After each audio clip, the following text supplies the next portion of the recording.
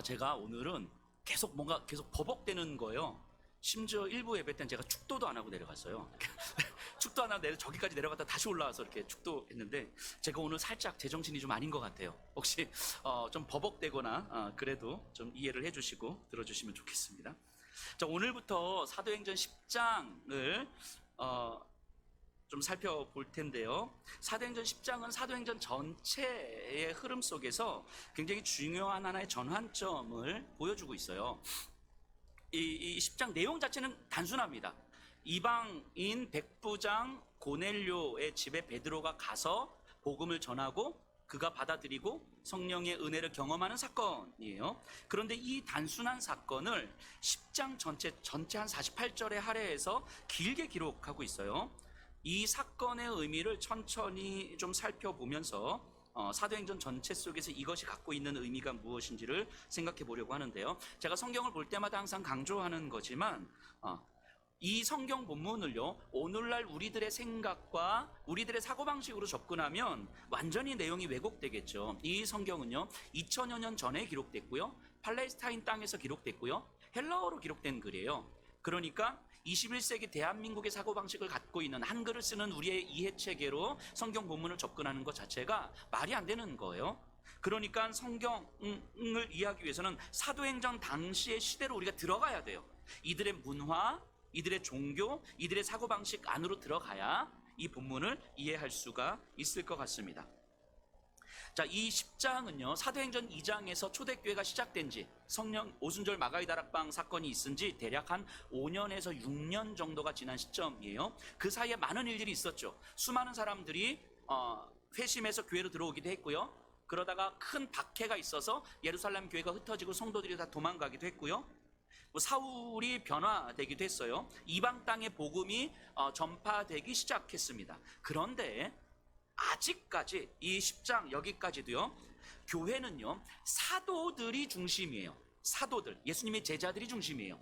사도들이 중심이라는 것은 유대인 그리스도인들이 교회의 중심이었다 이 얘기예요. 유대인 그리스도인들은요 예수님을 믿음으로 은혜를 받는 건 맞지만, 예수님을 믿음으로 구원을 받는 건 맞지만 동시에 모세의 율법을 지켰어야 되는 거예요. 그러니까 예수님을 믿음으로 구원을 받지만 할례도 받아야 됐고요, 예수님을 믿음으로 구원을 받지만 부정한 음식을 먹으면 안 됐고요. 이런 것이 아직까지 강하게 자리하고 있었던 사람들이에요, 교회 안에. 그러니까 예수가 구원의 유일한 길입니다라는 걸 알지만 할례를 안 받으면 이게 구원에 대해서 누구도 말할 수가 없는 거죠.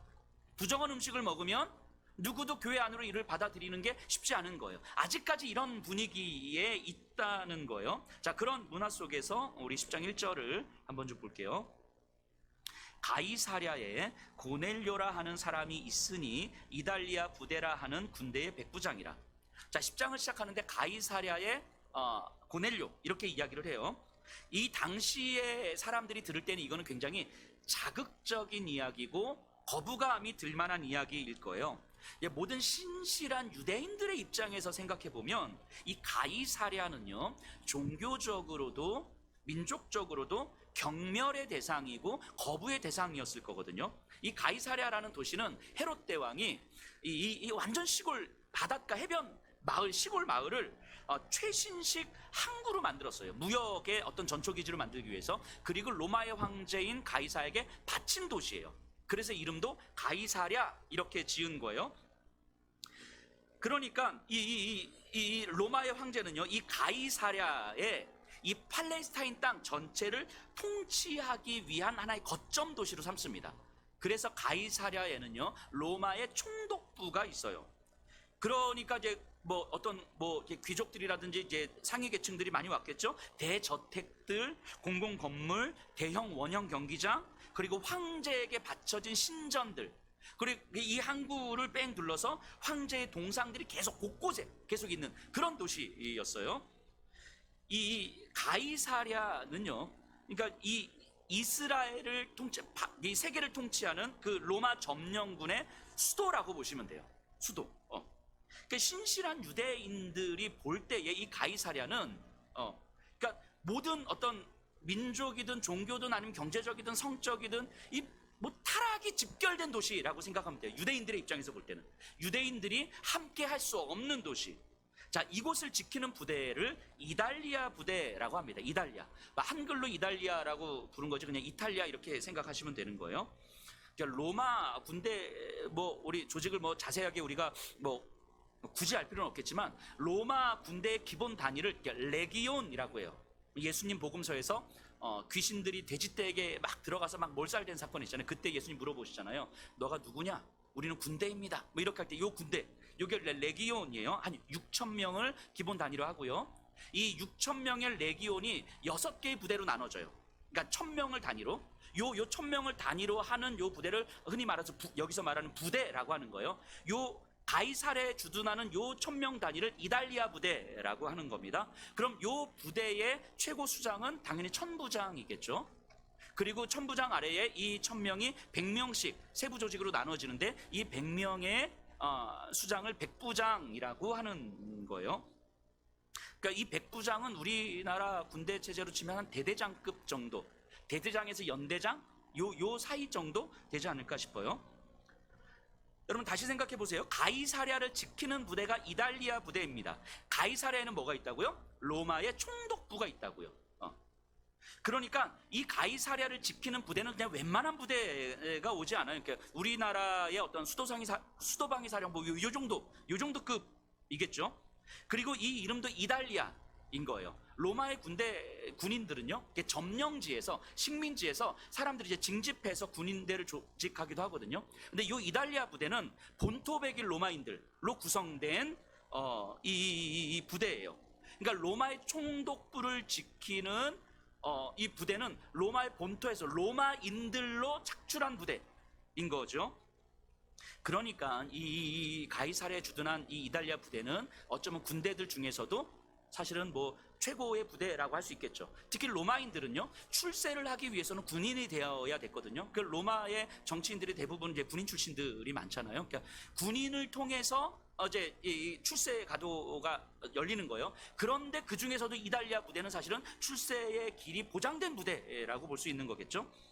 자, 그럼 유대인들의 눈으로 이제 이 가이사랴를 다시 한번 보셔야 돼요. 그 포악한 로마의 군대가 이 팔레스타인과 이 이스라엘을 점령했는데 그 로마를 대표한 권세를 가진 지역이 가이사랴고요. 그들을 지키는 부대가 이달리아 부대고요. 그 이달리아 부대의 중간 간부가 백부장이에요. 이 사람이 누구라고요? 고넬료라고요. 자, 가이사랴, 이달리아 부대, 백부장 고넬료, 이들의 이름만으로도 유대인들에게는 거부감이 확 일으켜지는 거죠. 그러니까 누가는 이 10장을 시작하면서 이 이들이 거부할 수밖에 없는 자극적이고 이 거부감이 일어나는 이야기로 시작하고 있는 거예요. 그런데 그 다음 장면이 더 가관입니다. 2절입니다. 그가 경건하여 온 집안과 더불어 하나님을 경외하며 백성을 많이 구제하고 하나님께 항상 기도하더니, 그 고넬료가 경건했고요, 하나님을 경외했다고 이야기를 합니다. 자, 이게 어떤 의미냐면 이 사도행전에 보면요, 하나님을 경외하는 자라는 표현이 이제 종종 나와요.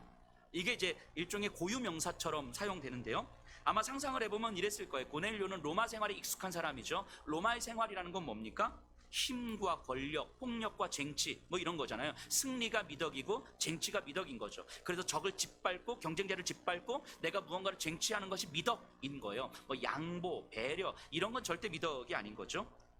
그러니까 이 세상에서, 이 땅의 삶에서 내가 얼마나 더 많은 힘을 갖고 있느냐가 미덕인 사회가 로마적 삶이에요. 그런데 고넬료가 가이사랴에서 만난 이 유대인들을 이름 보니까 성공, 힘, 쟁취가 아니라 영원한 가치를 추구하는 거예요. 이들은 철저한 규칙과 그로 인한 절제된 삶, 이 땅에서의 소유가 전부가 아닌 것처럼 살아가는 유대인들의 삶이 굉장히 낯설기도 하지만 굉장히 매력적으로 보였던 것 같아요. 그래서 고넬료는요, 로마적 삶에서 유대인들의 삶으로 변화를 시도한 거예요. 그렇다고 해서 유대교인이 된 건 아니에요. 유대교는요, 유대교에 입교하려면 율법을 철저하게 지켜야 되는 것도 맞지만 핵심적으로 두 가지를 해야 되거든요. 하나는 할례, 하나는 음식법. 이게 부정한 음식을 먹으면 안 되고 철저하게 지켜야 되는 거예요. 아무리 율법을 잘 지키고 유대인들의 어떤 경건한 생활을 한다 할지라도 할례를 받지 않고 음식법을 지키지 않으면 유대교에 입교를 안 시켜줍니다. 유대교인들에게 있어서 이거는 자신들의 거룩함을 지키는 비결이기 때문인 거죠.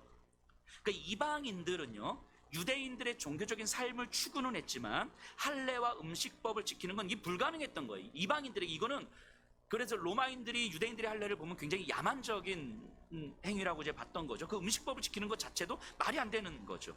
그래서 유대교에 입교하지는 않았지만 유대인들의 종교적 삶을 추구했던 사람들, 이런 사람들을 일컬어서 하나님을 경외하는 자라고 이제 일컫는 거예요. 그럼 사도행전을 보면서 하나님을 경외하는 자라는 표현이 나오면 일단 우리는 이들은 일단 이방인이다. 하지만 유대교에 입교하진 않았지만 유대인들의 삶을 추구했다. 뭐 이렇게 우리가 생각하시면 될 거예요. 성경은 고넬료를 하나님을 경외하는 자라고 부르고 있습니다. 자, 다시 생각해 보세요. 로마 권력의 정점에 있는 사람이잖아요. 출세가도가 보장된 사람인 거고요. 여기서 로마 총독부가 있는 가이사랴에서 충분하게 군생을 하고 로마 본토로 돌아가면 아마 로마의 정치를 할 수도 있을 것이고 로마의 원로가 될 수도 있겠죠. 그런데 이 가이사랴 이달리아 부대 백부장이었던 고넬료가 로마적 삶이 아닌 율법적 절제의 삶을 살고 있다고 지금 이야기하는 거예요. 이 자체가 기적과도 같은 일인 거죠. 이게 사실 말이 안 되는 일인 거죠. 이런 일은 사람의 힘으로는 불가능하잖아요. 하나님만이 하실 수 있는 일이겠죠. 물론 아직 고넬료는 예수님을 알지 못해요. 예수의 진리를 알지 못합니다. 하지만 유대인들을 보면서 유대인들의 그 하나님을 지금 따르고 있는 거예요. 자, 그럼 본문은 이걸 보여주고 있는 거겠죠. 하나님이 이방 땅에서, 이방 세상 권력 한가운데서 이미 하나님은 하나님의 일을 하고 계십니다라는 사실을 지금 본문은 보여주고 있는 거죠. 누구도 할 수 없었던 일들, 누구도 상상할 수 없었던 일이, 그렇다고 누가 이걸 한 것도 아닌 거예요. 근데 고넬료가 하나님을 경외하는 자라고 성경은 이야기하고 있는 거죠. 하나님은 세상 권력 한가운데서 이미 일하고 계시는구나라는 것을 본문은 보여주고 있습니다. 그럼에도 불구하고 유대인들에게 여전히 고넬료는 기피의 대상인 거죠. 그럼 고넬료에게 하나님은 하나님 일을 하고 계시지만 이건 지금 아무도 모르고 있는 거예요. 고넬료에게 일어난 일인 거고요. 유대인들은 여전히 고넬료는 기피의 대상인 거고 가이사랴는 경멸의 도시인 거예요. 자, 성경은 고넬료의 경건을 구제와 기도라고 이야기를 하는데요. 우리 2절 후반부에 보면 하나님께 항상 기도하더니 이렇게 나와요. 그러니까 고넬료가 뭘 기도했는지는 잘 모르겠는데 고넬료의 기도에 대한 응답이 바로 3절 이하인 거예요.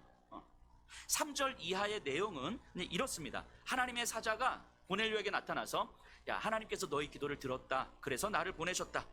저기 요빠에 가면 베드로라 하는 사람이 있는데 그를 불러다가 이야기를 들어라. 베드로가 하는 이야기를 들어라. 이게 응답이었어요. 7절 8절입니다. 마침 말하던 천사가 떠나매 고넬료가 집안 하인 둘과 부하 가운데 경건한 사람 하나를 불러 이 일을 다 이루고 요빠로 보내니라. 자, 이 가이사랴에서 요빠는 한 60km 떨어져 있는 거리예요. 지금 이 장면을 보면서 가이사랴의 고넬료에게 일하시는 하나님을 보셔야 돼요. 그래야지 뒤에 장면을 우리가 넘어갈 수 있는데요. 누구도 예상할 수 없는, 하지만 정말 하나님은 이방 땅에서 세상 권력 한가운데서 하나님만이 하실 수 있는 일을 지금 하고 계시는 거예요. 근데 아직은 누구도 알지 못하는 거예요. 근데 그에게 응답을 주신 것이 베드로를 불러와라 이거였어요. 고넬료는 베드로가 누군지도 몰랐을 거고요. 베드로도 고넬료가 누군지 몰랐을 거예요. 그리고 아마 이제 사람 불러서 베드로에게 가서 저 가이사랴의 백부장 고넬료가 불러서 하는데 같이 가시죠라고 하면 베드로는 어떤 반응을 보였을까요? 예상컨대 싫어요 이랬을 거예요. 갈 수가 없지요. 백부장 고넬료의 집에 갈 수가 없는 거예요. 안 갈 거예요. 분명히 베드로는 분명히. 왜냐하면 거기를 가게 되면 유대인들에게 굉장히 어려운 힘든 일을 당할 거거든요. 왜냐하면 그것은 유대인들 안에서 금지된 일이었기 때문에, 이방인들과 접촉하고 밥을 같이 먹고 이런 거는 금지된 일이었기 때문에 안 갔을 거예요. 분명히. 자, 그런데도 불구하고 하나님은 고넬료에게 그렇게 응답하셨어요. 베드로 데리고 와라. 자, 그리고 그 일이 이제 일어나고 있는 거, 사람들이 베드로에게 오고 있는 거예요. 자, 9절 10절입니다. 이튿날 그들이 길을 가다가 그 성에 가까이 갔을 때 그때에 베드로가 기도하려고 지붕에 올라가니 그 시각은 제6시더라. 그가 시장하여 먹고자 하며 사람들이 준비할 때 황홀한 중에, 자, 그 고넬료가 보낸 사람들이 이제 요바에 거의 다다랐어요. 그 시각은 제6시. 그러니까 성경에 나오는 시간에서 더하기 6시간 하면 우리나라 시간이거든요. 그러니까 6시면 몇 시입니까? 12시죠. 12시. 그 전날 고넬료가 기도했을 때가 몇 시? 제9시라고 하니까 오후 3시. 그러니까 오후 3시쯤에 가이사랴에서 출발해서 그 다음날 낮 12시쯤에 도착한 거예요. 자, 그 가이사랴에서 하나님께서 어떤 일을 하시고 사람들 오고 있는데 이 일을 전혀 알지 못한 채 베드로는 그냥 일상적으로 자기가 하던 기도를 하고 있는 거예요. 그래서 하나님 앞에 기도를 하러 옥상에 올라갑니다.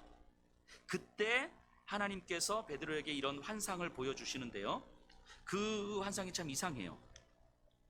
자, 11절에서 14절입니다. 제가 한번 읽어볼게요.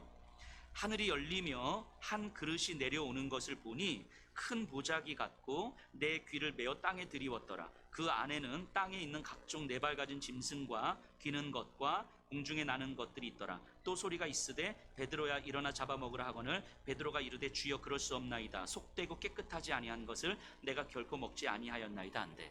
자, 우리는 성경을 보고 있는 우리는 이제 감을 좀 잡으셔야 돼요. 고넬료에게 하나님이 응답하셨죠.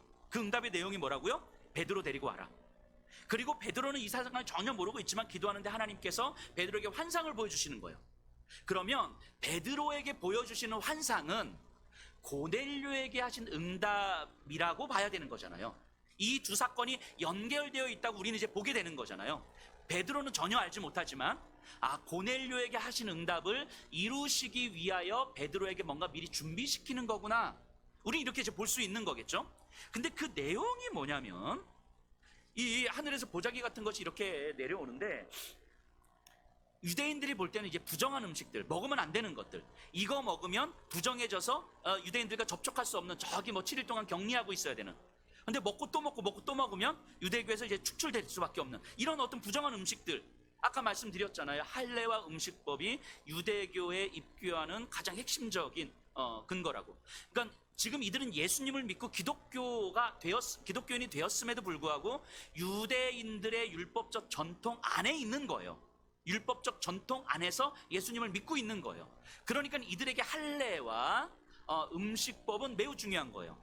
나중에 사도행전 15장에 가면 이것 때문에 회의가 일어나거든요. 예루살렘 교회에 있는 사도와 그 많은 율법 선생들이 이렇게 이야기하죠. 예수로 구원을 얻는 건 맞지만 할례를 받지 않으면 우리가 교회에 입교시킬 수가 없다. 이런 이야기를 해요. 예루살렘 교회에 있는 사람들이. 그래서 그것 때문에 이제 예루살렘 회의가 열려서 이렇게 어떤 결론이 나잖아요. 그것처럼 당시는 아직까지도 교회 안에서도 할례와 음식법은 매우 중요한. 근데 베드로에게 부정한 짐승들을 딱 보여주시는 거야, 예수님이. 그리고 뭐라고 말씀하십니까? 베드로야, 잡아먹어라. 자, 이거 예수님의 말씀일까요, 아닐까요? 베드로는 예수님의 말씀으로 들었을까요, 안 들었을까요? 예수님의 말씀으로 들었죠. 자, 우리 본문 볼까요? 우리 14절. 베드로가 이르되 주여 그럴 수 없나이다.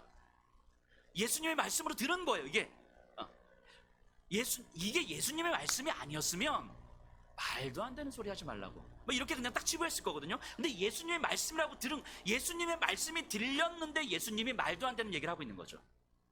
이게 지금 베드로의 상황이에요. 주님의 말씀이 분명한데도 불구하고 베드로는 주님이 말도 안 되는 이야기를 하고 있다고 생각하는 거예요. 왜 그랬을까요? 베드로가 너무 열심히 살아서 그래요. 너무 열심히 살아서. 예수님을 구주로 영접했지만 아직까지 율법에 근거한 종교적 관습을 지키고 있잖아요. 근데 이 종교적 관습을 지키는데 진짜 너무 열심히 하고 있는 거예요. 너무 열심히. 정말 목숨 걸고, 유대인들에게는 이게 목숨 걸 만한 일이니까. 근데 열심히 지키는 것까진 좋은데 너무 열심히 지키다 보니까 예수님이 야, 이제는 괜찮아 라고 해도 아니요, 예수님, 안 괜찮아요. 이거는 내가 평생을 지켜왔던 겁니다. 내가 40년을 지켜왔던 겁니다. 내가 모태신앙으로 자라서 50년, 60년을 교회 안에서 지켜왔던 겁니다. 예수님, 이건 아니죠. 지금 베드로는 지금 이렇게 이야기하고 있는 거예요. 너무너무 열심히 지켜왔던 일이기 때문인 거죠.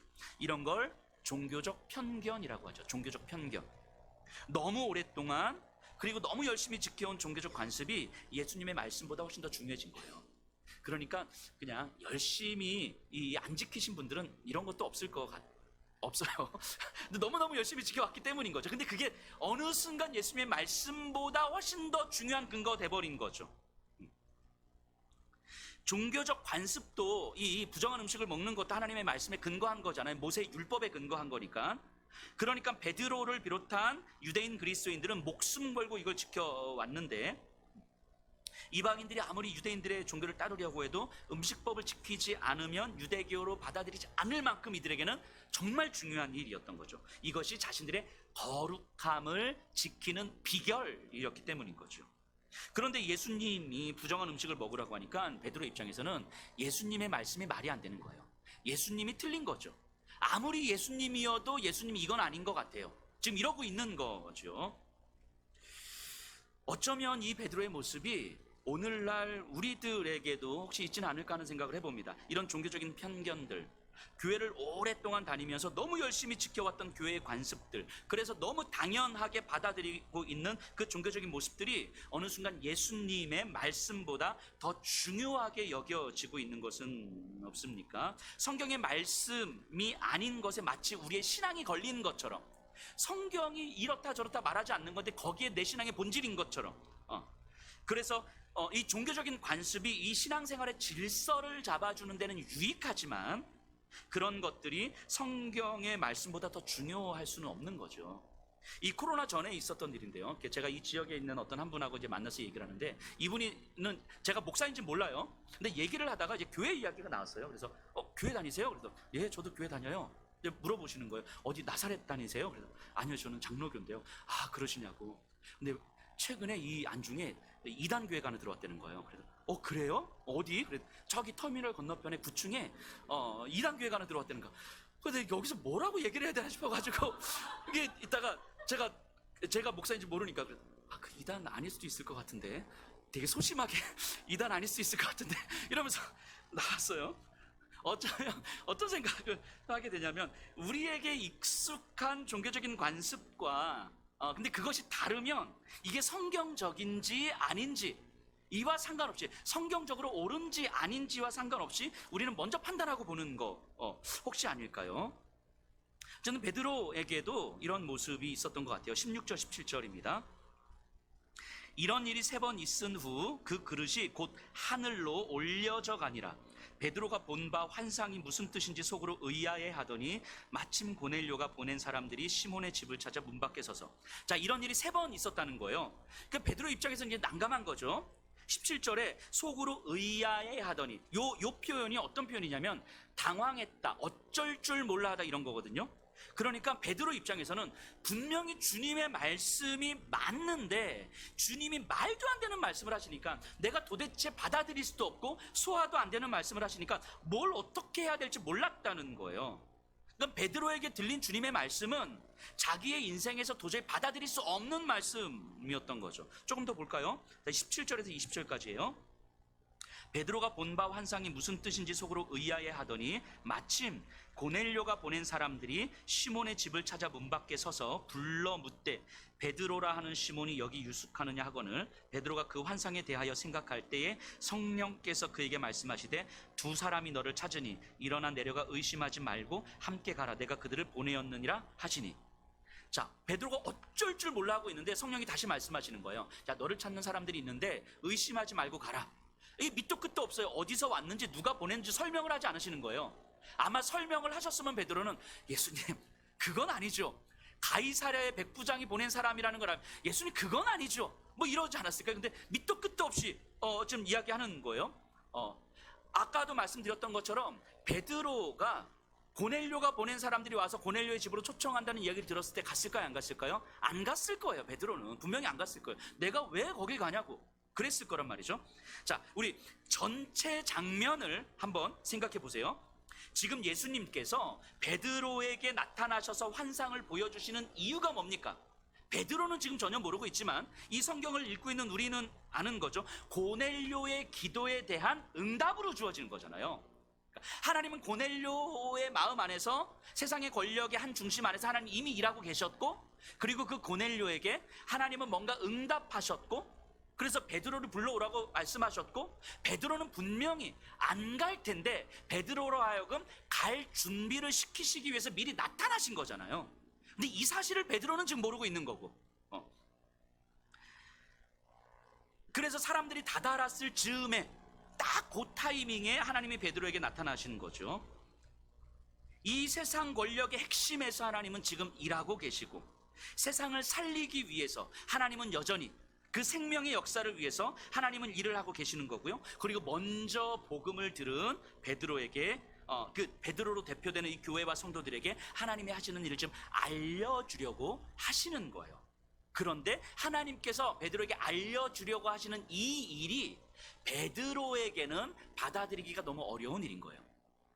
우리가 볼 때는 이 베드로 그냥 하나님 말씀하시면 주님 말씀인데 쥐가 뭔데, 뭐 이렇게 생각할 수 있겠지만, 그러니까 예수님이 말씀하셔도 반항할 수 있는 사람이 이 베드로, 이 대단한 사람인 거예요. 근데 어쨌든 근데 이 베드로 입장에서는 안 되는 거예요. 이게 안 되는 거예요.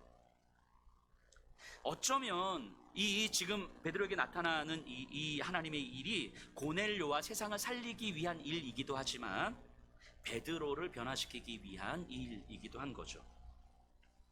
자신의 모든 편견과 고정관념, 익숙해진 삶의 방식을 깨뜨릴 것을 지금 요청하기 때문인 거죠. 이게 이 베드로와 유대인 그리스도인들에게는 정말 목숨과도 같이 어려운 일이었을 거예요.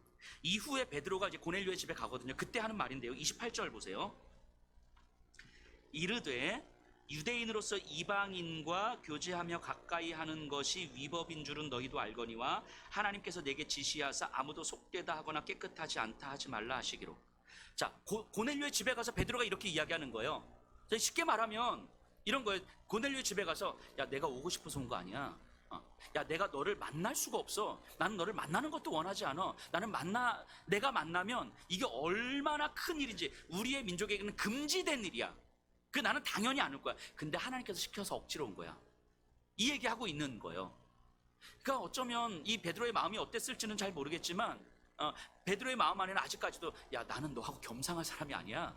뭐 이 얘기 지금 하고 있는 거죠. 야, 내가 지금 너하고 같이 만났으면 이렇게 이야기할 사람이 아니야. 지금 이 얘기하고 있는 거예요. 이게 유대인들에게는 너무 당연하고 자연스러운 정서라는 거예요. 목숨을 걸 만한. 이게 만약에 유대인들에게 알려졌다면 베드로는 어쩌면 아마 종교 재판을 받아야만 하는 이런 상황에, 그 베드로의 가족들도 부정하다고 여겨질 수밖에 없는 그런 상황인 거죠. 그러니까 자기 하나의 문제로 끝날 일이 아니었다는 거죠. 당시 유대인들은 이방인들을 개 취급했잖아요. 개 취급. 이방인들은 개라고 여겼던 거잖아요. 다시 정리해보면 베드로는요, 하나님께서 하시는 일에 열심을 내고 있거든요. 베드로는. 근데 어떻게 열심을 내고 있냐면 자신의 종교적인 관습 안에서 정말 열심히 하고 있는 거예요. 자기의 종교적 관습 안에서 진짜 열심을 내고 있는 거죠. 세상을 향한 하나님의 일하심을 알지 못하는 베드로에게 하나님은 세상을 향한 하나님의 일하심을 좀 보여주고 있는 거예요. 그러니까 내 종교적 관습 안에서 목숨 걸고 열심히 하는 베드로에게 그거 아니다, 그거 깨뜨려라 라고 말씀하고 있는 거죠. 그러니까 주의 말씀이 들리고 믿어지는데 이게 은혜가 아니라 힘든 일이 돼버리는 거죠. 그런데 성경에는요, 이런 일들이 많습니다. 이런 성경의 인물들이 많아요. 하나님의 말씀이 들리고 믿어지는 것이 은혜요, 기쁨이 되는 것이 아니라 그때부터 죽음과 같은 시간이 열리는 사람들이 많죠. 대표적으로 아브라함 있죠. 하나님께서 아브라함에게 100세의 아들 이삭을 주셨어요. 그리고 어느 날 하나님이 아브라함에게 나타나십니다. 아브라함아. 이게 하나님의 말씀을 듣는 아브라함이 얼마나 긴장됐겠습니까? 근데 하나님 뭐라고 말씀하세요? 너의 아들 이삭을 죽여라. 이게 하나님의 말씀이 아니라고 생각하면 안 듣고 말면 그만이거든요. 그냥 에이 쓸데없는 소리 끝나면 그만이거든요. 그런데 문제는 뭐냐면 이게 하나님의 말씀이라고 믿어진 거예요. 하나님의 말씀이라고 확신이 된 거예요. 하나님의 말씀이기 때문에 따르긴 해야 될 것 같은데 내가 따를 수 없는 말씀인 거죠. 하나님의 말씀이 들리기 시작하면서부터 아브라함에게는 지옥이 시작되는 거죠. 죽음이 시작되는 거예요. 모리아산을 향하여서 이삭을 데리고 3일 길을 걸어가요. 이 3일 길 동안 아브라함의 마음은 정말 지옥 아니었을까요? 죽음과 같은 시간 아니었겠습니까? 도대체 왜 하나님은 나에게 이런 걸 말씀하시지? 도대체 왜 하나님은 나에게 죽음과도 같은, 내 하나님 맞나? 내 아버지 맞나? 내 왕이 맞나? 근데 어떻게 나한테 이런 걸 말씀하시고 이런 걸 시킬 수가 있지? 이러면서 도망갈까? 아니면 하나님을 배반할까? 뭐 이런 오만 가지 생각들을 하지 않았을까요? 그러다 모리아 산하에 딱 다다랐을 때에 아브라함 분명히 깨달았을 거예요. 하나님이 왜 나에게 이 말씀을 하셨는지를 깨달았을 거예요. 하나님이 아브라함에게, 하나님이 저와 여러분들에게 가장 원하시는 것이 뭐겠습니까?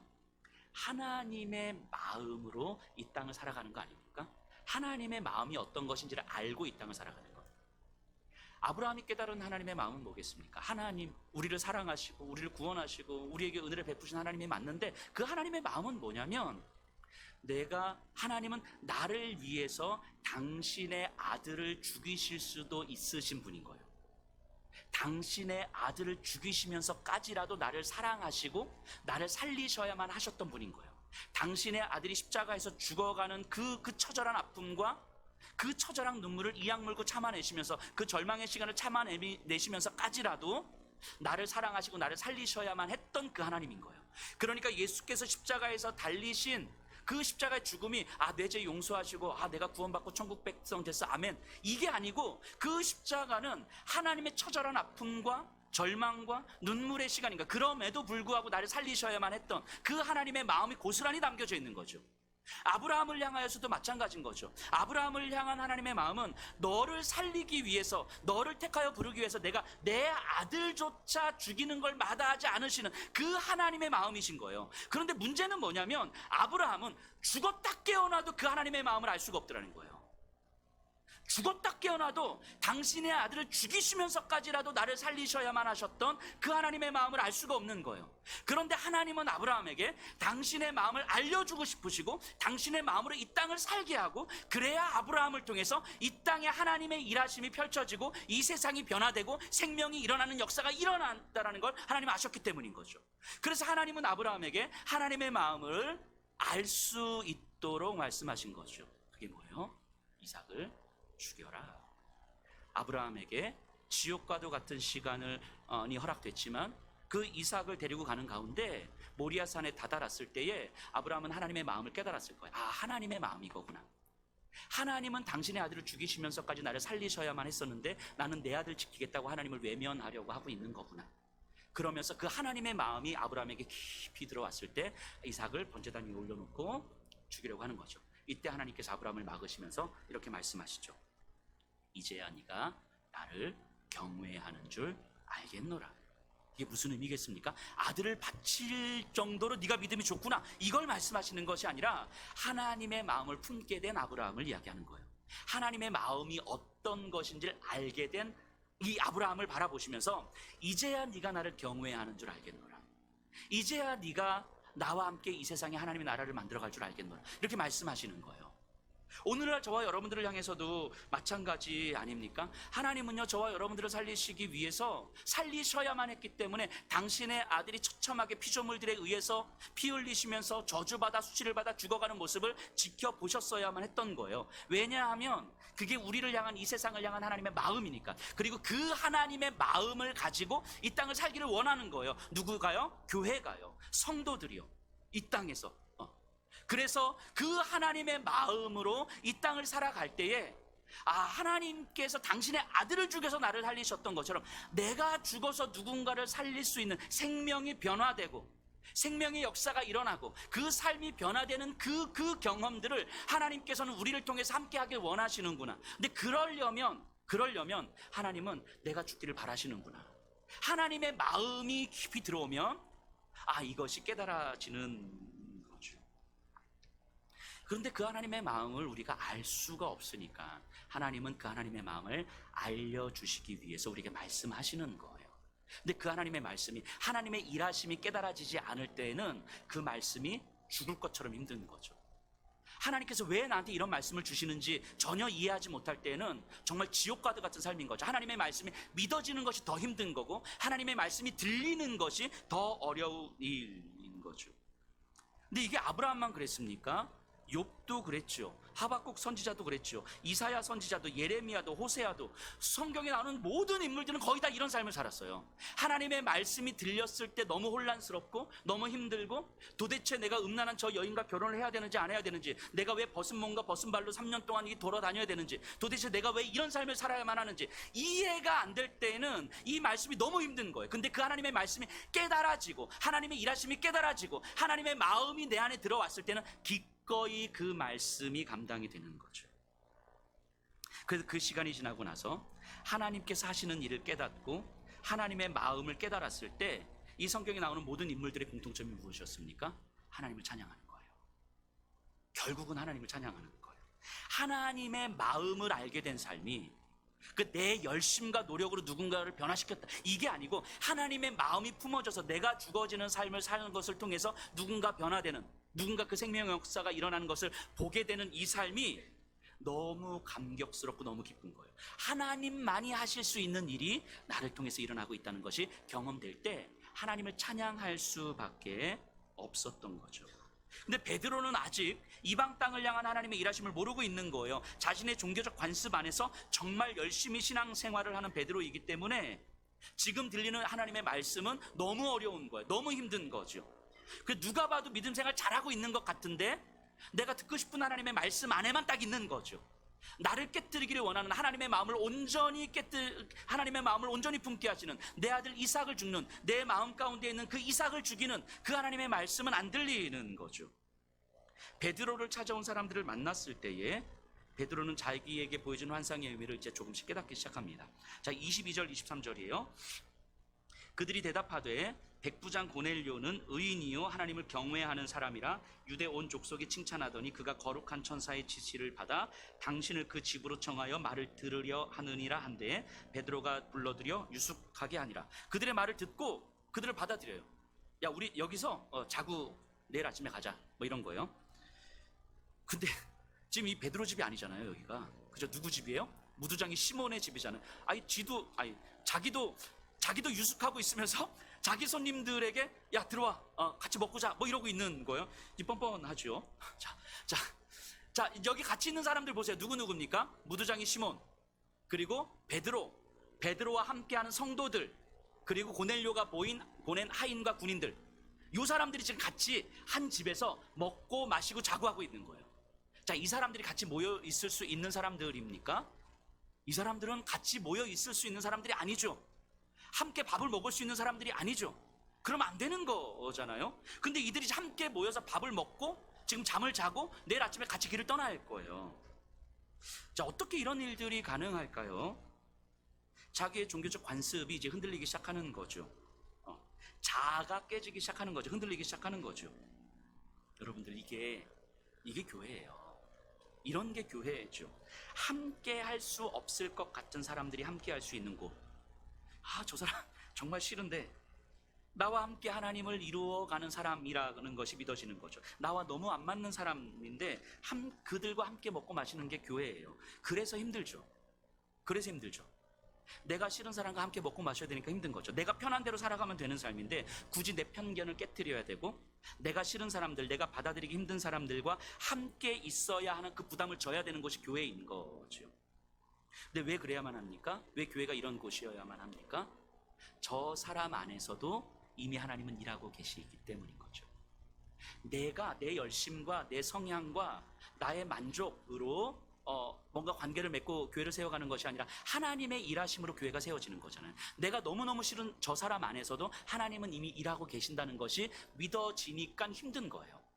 안 믿어지면 그냥 우리 안에서 저 사람 제껴도 되는 사람, 이렇게 가면 편하거든요. 근데 저 사람 안에서도 하나님이 일하신다는 것이 믿어지니까 힘든 거죠.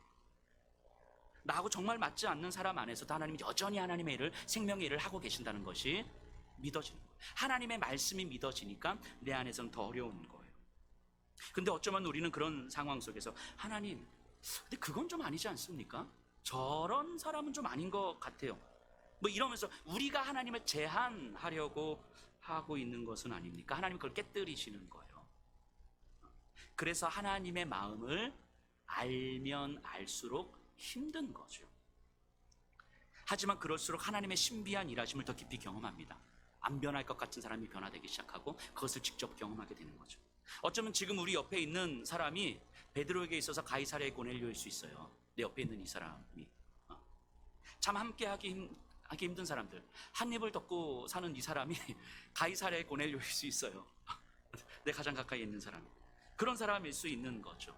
하지만 분명한 건 그 사람 안에서도 2부 예배 때는 괜찮네요. 1부 예배 때는 이 얘기했더니 한 입을 덮고 사는 사람이 가이사랴의 고넬료일 수 있어요. 그랬더니 정말 여기저기 격하게 공감하는 모습들이 나타났는데 2부 예배 때는 괜찮아요. 다들 이렇게 좋으신 거잖아요. 그죠? 그러니까 이 사람 안에서도 하나님이 일하고 계심이 나에게 믿어지는 것이 나에게는 힘든 일인 거예요. 왜냐하면 내 감정으로 대하는 것이 아니라 하나님의 일하심으로 대해야 되니까. 근데 거기서 하나님은 일하시겠다고 말씀하시는 거죠. 자, 이들이 이튿날 고넬료의 집으로 가서요, 베드로는 복음을 전했고요, 고넬료가 성령의 은혜를 경험했어요. 베드로에게는 너무 신기한 일인 거예요. 나중에 가서 베드로도 깜짝 놀라서 유대인 그리스도인들이 막 이야기를 하는 장면이 나오거든요. 근데 너무 신기한 일인 거예요. 어떻게 이런 일이 있을 수 있지? 로마의 백부장이 성령의 은혜를 받았어. 예수를 주로 고백해서. 이게 있을 수 없는 일이 벌어진 거예요. 변화될 것 같지 않은 사람들, 아니면 베드로에게 있어서는 변화되면 안 되는 사람들, 저 사람은 변화 안 돼야 돼 하는 그 사람들이 변화되는 것을 보게 되는 거예요. 혼란스럽고 어쩔 줄 몰라 했던 시간을 지나면서 상상할 수 없었던 신비한 일이 경험이 되는 거예요. 그러니까 베드로에게는 확신이 드는 거죠. 이거는 내가 말씀을 전해서 변화된 것이 아니고 하나님께서 저 고넬료에게 일하고 계시는데 나를 들어서 사용하고 있는 거죠. 이게 경험이 되는 거예요. 이 신비한 이 죽음과도 지옥과도 같은 시간을 보내면서 이 고넬료의 변화를 경험하면서 베드로가 느꼈던 그 신비함과 놀라움과 그 황홀함, 이게 하나님께서 베드로를 끌고 가시는 과정 아닙니까? 힘든데요, 주의 말씀을 듣는 것이 분명히 힘든데 하나님은 이미 생명을 살리는 일을 하고 계셨고요, 그것을 나에게 알려주시기 위해서 참 많이 말씀하시고 참 많이 기다리고 계시는 거예요. 그런데 우리의 어떤 종교적인 관습과 우리의 열심과 우리가 갖고 있는 어떤 자아의 틀이 우리가 하나님을 제한하고 있었을지도 모르겠어요. 하나님을 제한하고 이것은 하나님도 안 되는 것이라고 생각하고 내가 할 수 있는 전부라고 생각하고 있었을지도 모르겠어요. 하지만 결국 하나님은 생명을 살리신다는 것을 경험하게 되는 거죠. 나를 깨뜨리셔서 생명을 살리시는 거예요.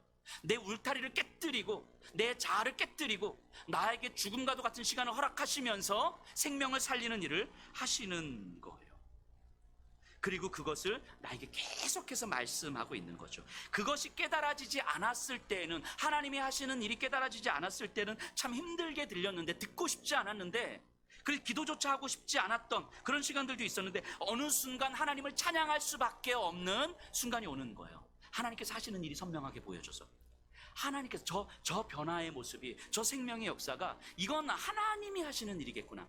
내가 뭔가 말씀을 전해서, 내가 뭔가 친절하게 대해서, 내가 먼저 도와줘서 이래서 변화되는 것이 아니라 하나님은 저 사람 안에서 이미 어떤 일을 하고 계셨구나. 근데 그것을 나에게 보라 부르신 자리구나. 이게 하나님의 일하심이 보여지는 거죠. 그때의 우리의 삶은요, 내가 중심이 되는 삶이 아니라 생명을 살리시는 하나님의 일하심 안에 내 인생이 있다는 것을 깨닫게 되는 거예요. 진리는 아프지만 우리를 참 생명과 자유로 이끌어주는 거예요. 그러니까 앞으로도 주의 말씀이 나에게 계속 들릴 때 또 힘든 일이 분명히 있겠구나. 주의 말씀이 내 안에 소화가 되지 않을 수 있는 일들이 얼마든지 많이 있을 수 있겠구나. 하지만 하나님께서 나에게 이 말씀을 허락하시는 이유는 또 누군가 안에서 이미 일하고 계신 하나님께서 그것을 나에게 보여주시기 위해서 나에게 말씀하시는 거구나. 이렇게 깨닫게 되는 거겠죠.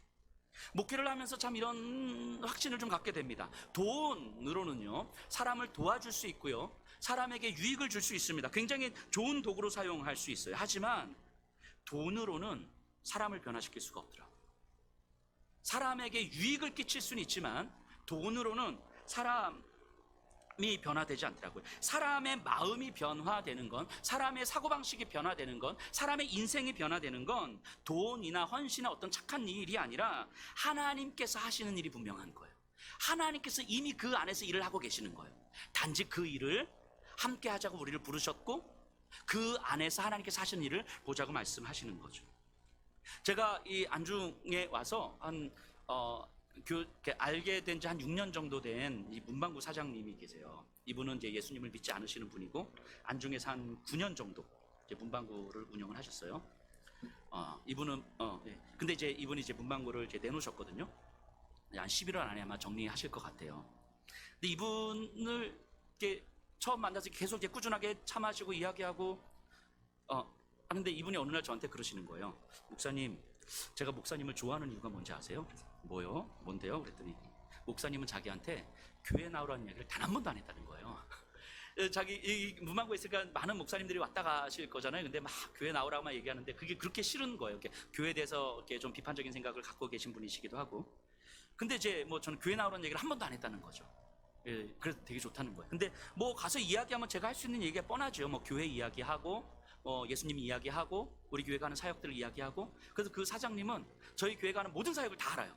뭐 보육원 사역하는 거, 선교 가는 거, 선교 간다 그러면 협찬도 해주시고 뭐 다 알아요. 이렇게.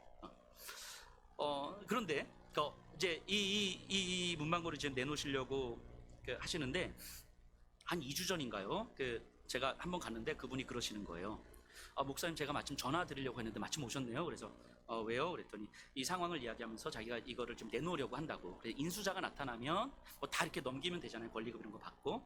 근데 그 문방구 안에 그 물품이 가격대로 환산하면 한 1,500만 원에서 2,000만 원 정도 되거든요. 그 안에 있는 물품들이 다 하면. 근데 이분이, 이 사장이 뭐라고 말씀하시냐면, 근데 자기가 생각을 해보는데 자기 인생에서 뭔가 그래도 크게 처음으로 의미 있는 일을 한번 좀 해보고 싶은 마음이 드는데, 그 생각을 하다가 만약 인수자가 안 나타나면 이 문방구에 있는 이 물품을 한 목사님한테 드리면 목사님이 충분하게 잘 사용하실 수 있을 것 같다고. 보육원이든 어디든 그 목사님한테 드리려고, 이 말씀을 드리려고 전화를 하려고 했는데 제가 딱 왔다는 거예요. 이 말씀 드리면서 이분이 뭘 걱정하시냐면, 근데 목사님이 이거를 다 들고 가실 수 있으실까? 그래서 걱정 말라고. 트럭 내가 2대 가져올 거예요. 트럭 2대 가지고 다 싣고 가겠다고 내가. 근데 이제 아마 11월 말쯤에 결정 날 것 같은데, 근데 제가 그렇게 말씀드렸어요. 근데 진심으로 너무 감사하다고. 근데 진심으로 인수자가 나타나기를 제가 기도하겠다고. 지금도 진심으로 기도하고 있어요. 정말 빨리 이 인수자가 나타나기를. 왜냐하면 이 물품을 덤핑으로만 팔아도 그래도 뭐 한 600~700만 원이 남을 텐데, 근데 뭐 100~200만 원이 아쉬우실 텐데 그렇게 마음을 먹으신 게 참 감사한 일인 거죠. 그래서 정말 진심으로 인수자가 나타나기를 정말 기도하고 있습니다. 그런데 그 말을 듣는데 제가 너무너무 감동이 되는 거예요. 예수님을 믿지 않으시는 분이, 또 교회에 대해서 살짝 비판적인 생각을 갖고 계신 분이 자기 인생에 처음으로 뭔가 의미 있는 일을 하고 싶다는 생각이 들었는데 처음 생각한 게 교회였어요. 교회를 통해서 뭔가를 하고 싶으신 거죠. 이런 마음의 변화가 어떻게 일어날 수 있을까 싶은 생각이 드는 거예요. 그러면서 제 안에 드는 생각이, 내가 이분을 6년 동안 계속 만나니까 이분이 변화됐구나. 이런 생각은 단일도 안 드는 거예요.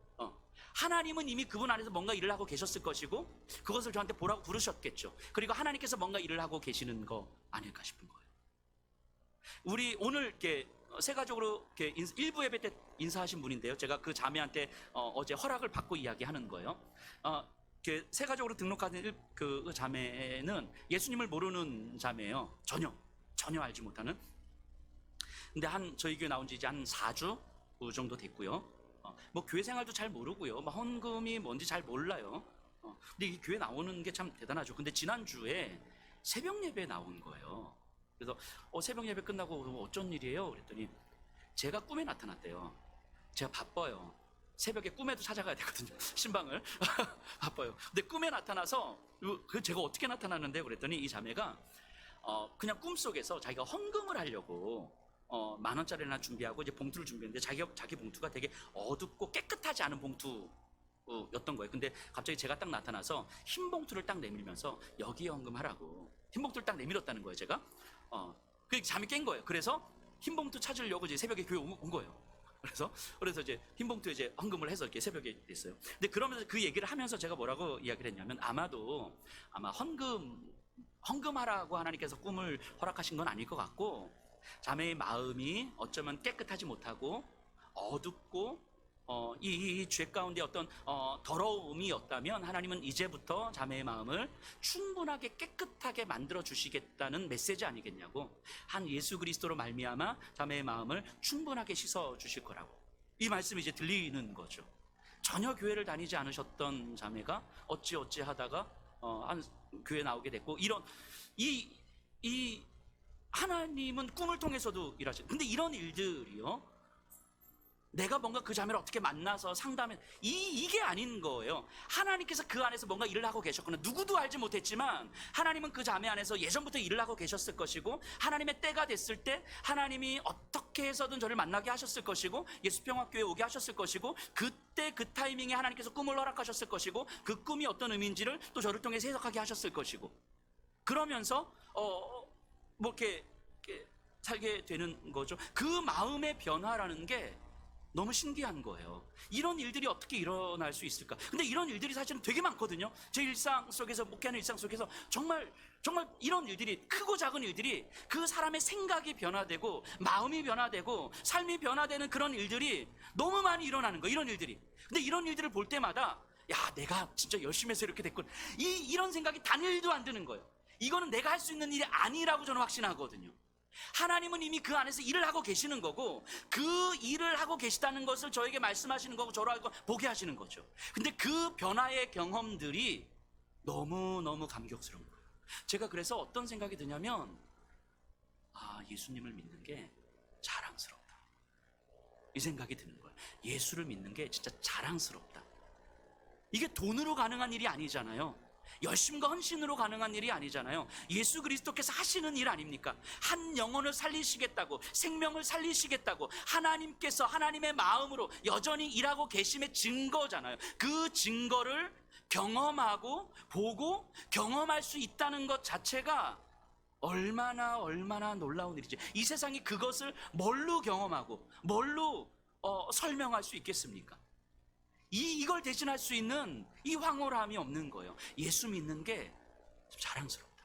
물론 앞으로 또 주님의 말씀을 들릴 때 저에게 힘든 말씀들이 있겠죠. 당연히 또 계속 뭐 어떻게 해야 됩니까? 뭐 이럴 때가 있겠죠. 그럼에도 불구하고 분명한 건, 예수 믿는 게 자랑스러운 거예요.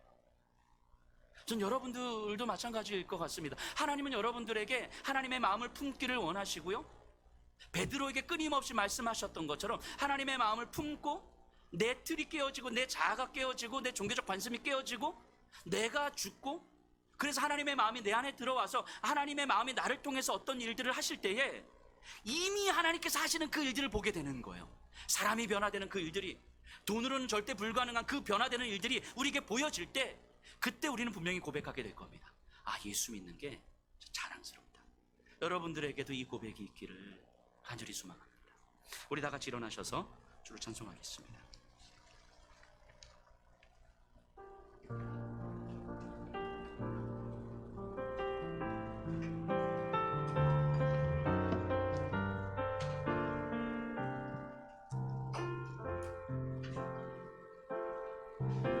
한란간한 고난 수고로움 속에도 성도는 그 믿음을 지켰네.